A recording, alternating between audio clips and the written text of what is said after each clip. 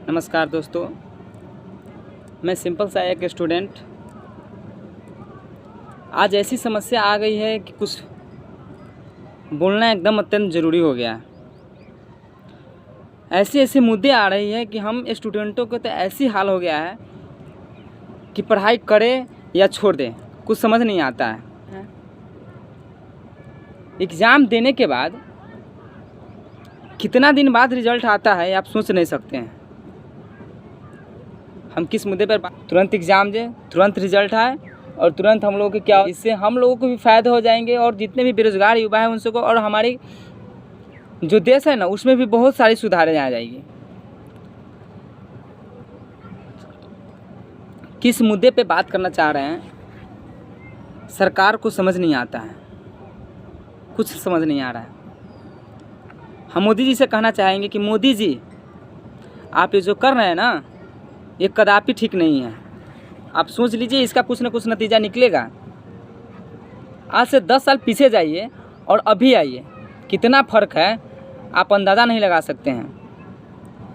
हम तो अभी बता रहे हैं, हम बेरोज़गार युवा हैं, जैसे तैसे चल रहा है वैसे चला रहे हैं, लेकिन समझ नहीं आता है कि आप क्या कर रहे हैं। आप इस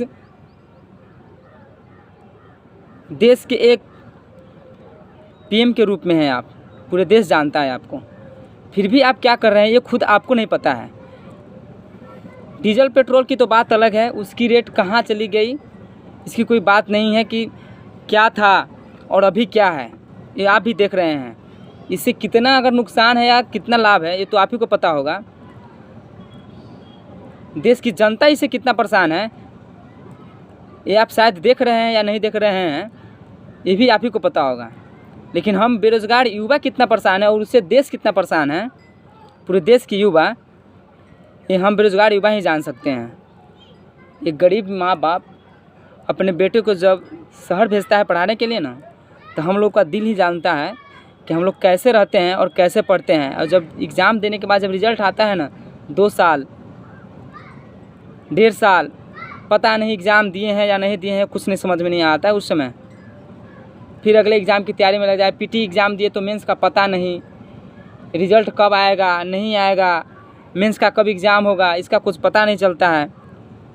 एग्ज़ाम हो भी जाए तो रिज़ल्ट कब आएगा ये भी पता नहीं चलता है। 2 साल 1 साल, रिज़ल्ट भी आ जाए तो जॉब हो ना हो ये भी नहीं पता कि सिलेक्शन होगा या नहीं होगा।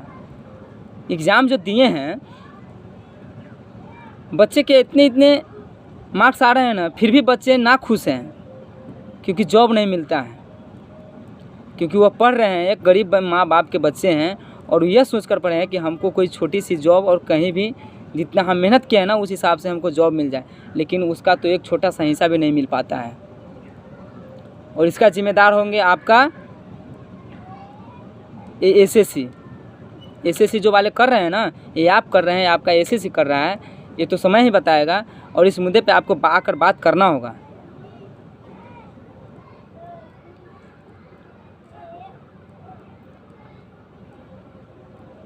हमारी कोई मांगे नहीं है सर, हम मोदी जी आपसे हाथ जोड़ कर रहे हैं कि हमें आपसे कोई मांगे नहीं है, बस हम लोगों को कम से कम इतना कर दीजिए कि समय से एग्ज़ाम हो जाए और समय से हम लोग सेट हो जाए, कम से कम कहीं भी छोटी सी एक नौकरी मिल जाए, उस पर हम अपने गरीब माँ बाप और अपने बच्चों को पाल सकें।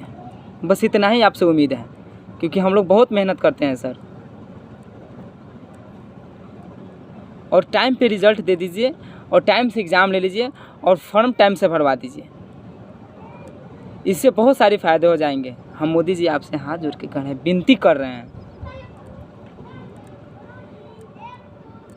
ये आप क्या कर रहे हैं तो आप ही जानते होंगे, आपका सिस्टम ही जानता होगा। और ये जो आप कर रहे हैं ना, जाति बात पे हो रहा है कि आज राम मंदिर बनवा देंगे और कल मस्जिद बनवा देंगे और कल यहाँ 5 एकड़ दे देंगे और कल यहाँ 10 एकड़ देंगे। ये जाति बात छोड़िए, मुद्दे पे बात कीजिए सीधा। और ये जो आप लॉलीपॉप दिखा रहे हैं ना हम बेरोज़गारों को और गरीब जनता को, हमारी भारत देश की जो जनता है, इनको आप लॉलीपॉप दिखा के और चूसते हैं। पहले कहते हैं कि लॉलीपॉप लो, चूसो, मीठा लगेगा तो और देंगे, और फिर बाद में ना सभी को हिसाब जोड़ कर ले लेंगे। तो ये लॉलीपॉप चुसाना आप बंद कीजिए और लॉलीपॉप की जगह उसको आप ना, उसकी हैसियत है जो उसकी पूरा होने वाली चीज़ है उसको दीजिए। लॉलीपॉप मत चूसिए और चुसाइए, ये भी कह रहे हैं। हम आपसे विनती भी कर रहे हैं और हम आपको कह भी रहे हैं। बात तो दोनों है, क्योंकि हम अब गरीब बेरोजगारों को आप चरम सीमा कर चुके हैं। जब चरम सीमा होता है ना, चरम सीमा पार करके आप इस पे हिंसा कर रहे हैं। और ये गणतंत्र है, समझ लीजिए, राजतंत्र नहीं कीजिए। यहाँ राजतंत्र कब का ख़त्म हो चुका है और राजतंत्र लाने की चेष्टा भी न करें आप। ये हम गरीब बेरोजगारों से आपको विनती है कि आप गणतंत्र को गणतंत्र ही रहने दें, राजतंत्र लाने की चेष्टा न करें। न तो जब हम गणतंत्र वादी बेरोजगार जब दिखाएंगे ना, तो फिर हम भी अपने औकात पर आ जाएंगे। इससे पहले आप अपनी व्यवस्था को सुधारें और अपनी कम्युनिटी से बात करें, हम बेरोजगारों पे कुछ बात करें, ताकि हम लोग का भी कल्याण हो सके। हम लोग भी देश के एक नागरिक हैं। हम लोग ही आपको वहाँ तक पहुँचा है जहाँ आप जाना चाहते थे, वहाँ हम लोग ही पहुँचा है। और इतना लगे कि हम लोग उतार भी सकते हैं। मोदी जी, हम आपसे पूछना चाह रहे हैं कि देश में क्या चीज़ की कमी हो गई है जो आप इतनी सामान की दामें बढ़ाते चले जा रहे हैं, इतनी महंगाइयाँ बढ़ा रहे हैं। जब से आपकी सरकार हुई है तब से प्याज के भाव कभी 100 रुपये हो जाते हैं, कभी 150 रुपये किलो हो जाता है, और पेट्रोल के भाव की चरम सीमा ही पार कर चुका है। और डीजल, किरोसिन ऑयल, इस सब का तो प्राइस का पता ही नहीं। हम लोग को ख़रीदने जाते हैं तो दुकान से फिर पता चलता है कि लौट कर चले जाएं। ऐसे इतनी कीमत बढ़ गया है। कहाँ 75 रुपये पर लीटर रहता था और अभी 94 रुपये पर लीटर हो गया है। इस 10 सालों में ना हमें लगता है कि आप महंगाई को दुगुने तक बढ़ा चुके हैं, फिर भी आपका कमी पूरा नहीं हो रहा है। तो इसका आप जिम्मेदार होंगे और जनता इसका हिसाब लेगी। आज न कल आपसे हिसाब लेगी, चाहे आपको जैसे देना हो। आप तो कितने सारे का हिसाब लिए हैं, नेता भी कितने चले गए। और ये 26 जनवरी को दंगे हुए थे, किसान आंदोलन, ये तो पूरी देश देखा ही और आपको सराहना ही हुआ होगा। आपको पता ही होगा कि आपको एक बार इस मुद्दे पे बात कीजिए। हम सारे बेरोजगार युवा आपसे अनुरोध करते हैं, विनती करते हैं कि कृपया आप इस मुद्दे पे बात करें। जितनी भी प्रॉब्लम है उसको कम से कम, प्रॉब्लम को तो ख़त्म नहीं किया जा सकता, बस उसको सुधारा जा सकता है। आप सुधारने की चेष्टा करें ताकि हम युवा भी अपने पटरी पे आ जाए। इससे देश की भी प्रगति हो जाएगी। ऐसी नहीं है कि युवा जब बेरोजगार हैं तो देश प्रगति कर रहा है। युवा जब रोजगार हो जाएंगे तो इस देश की भी विकास होगी और देश के हित में ही होगा।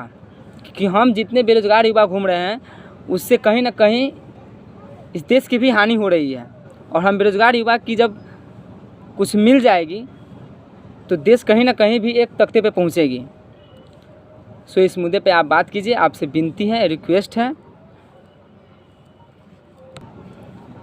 आपको क्या चीज़ का कमी हो गया है देश में, सो इतनी महंगाई बढ़ा रहे हैं, रेलवे बेच रहे हैं, लाल किला बेच रहे हैं, आपको क्या चीज़ का कमी है? आप इन सबों को बेच कर और इतनी टैक्स वसूल कर भी आपको पूरा नहीं हो रहा है, सो आप महंगाई इतनी गरीब जनता को चूस रहे हैं। आप थोड़ी ध्यान से देखिए मोदी जी, बहुत हो गई है महंगाई, ये कम से कम ध्यान दीजिए ताकि आपकी सत्ता भी रहे, हम बेरोजगार युवा भी रहें और हमारे देश की गरीब जनता भी रहें। सबकी कल्याण कीजिए, आपका भी कल्याण होगा।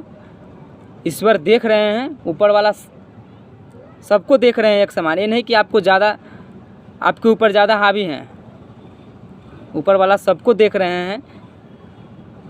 नज़र समान होता है, इसलिए आप ऐसे न करें, देश को एक अच्छे स्थिति पे लाएं। आप सारे स्टूडेंट से अनुरोध है कि सपोर्ट करें, सर का मदद करें। सर मुहिम चला रहे हैं हम स्टूडेंटों के लिए ही, हम बेरोजगार युवा के लिए ही ऐसे किए हैं। उनका सपोर्ट अगर नहीं करेंगे तो हम किनका सपोर्ट करेंगे? इसलिए आप सभी स्टूडेंट से अनुरोध है, हम बेरोजगार युवा भाइयों से, बहन से अनुरोध है कि इस पे सपोर्ट करें। जैसे अभिनय सर हुए, उनका तो लाख लाख हम धन्यवाद देना चाहेंगे कि वो हम बेरोजगार युवा के लिए इतना किए। सारे सर को सपोर्ट करें। और 25 फरवरी सुबह 11 बजे से आप सभी को लाइव आना है और ट्वीट के माध्यम से सभी आदमी को सपोर्ट करना है, ताकि हम बेरोजगार युवा का आवाज़ सरकार तक पहुंच सके। धन्यवाद।